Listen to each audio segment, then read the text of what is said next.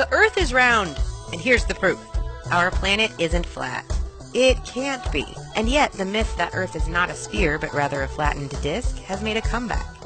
The idea that our world is a sphere has been widely accepted and believed since it was first theorized in the 6th century BCE. And that's a theory that was confirmed a few centuries later. So we've basically known the world was round for about 2,400 years.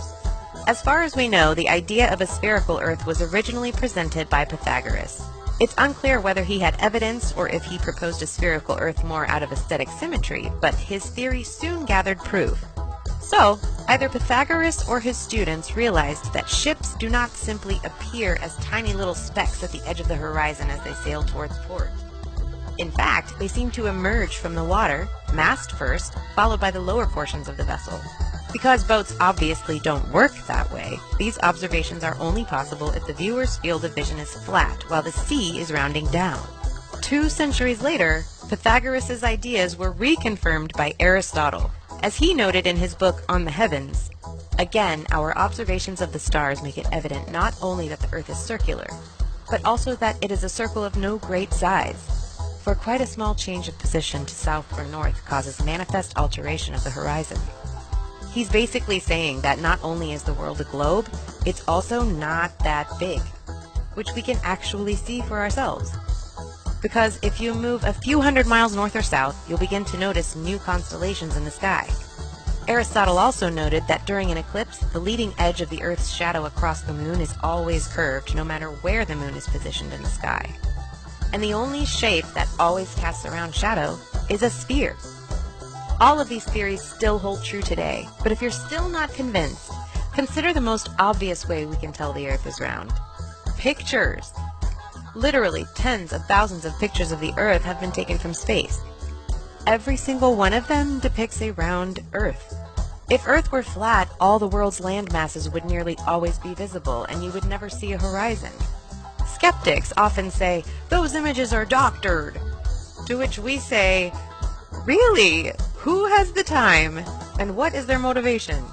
Besides, there are plenty of other ways to tell the world isn't flat, most of which you can see for yourself. Consider this. Time zones exist.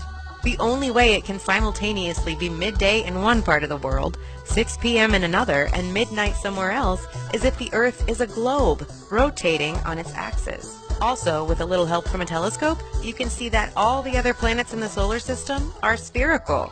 While that does not directly show that Earth is also round, it certainly implies it, because in order for Earth to be flat, our rules of physics would have to be drastically different from how they apply to the other planets in the solar system. And they are not. This is Mars, but it's only part of Mars. If we watched for a while through a telescope, we would be able to see it spin. More of its features would creep into view while others faded out, because it's a sphere. Let's consider physics for a moment. We all, hopefully, accept that the force of gravity both acts on all objects with mass and is exerted by all objects with mass. Given that truth, if Earth were a disk, we would all be pulled towards its center of mass, which would lie at the center point of the disk. But we live on a sphere, so gravity pulls us down towards the center of the planet's mass, which is inside the globe, because it's a sphere. We don't go flying sideways. We stand firmly on the ground. One way you can see the curvature of the Earth yourself is to get up really high, like, for instance, in an airplane. The retired Concorde was a supersonic jet that flew transatlantic until about 15 years ago. It had the best view of Earth's curve, but you can still see it on long, high flights. Also, remember Felix Baumgartner? He jumped from the edge of space a few years back to perform the highest parachute jump ever. Well, that was on a live feed in front of hundreds of thousands of people, and you can clearly see the Earth's curvature.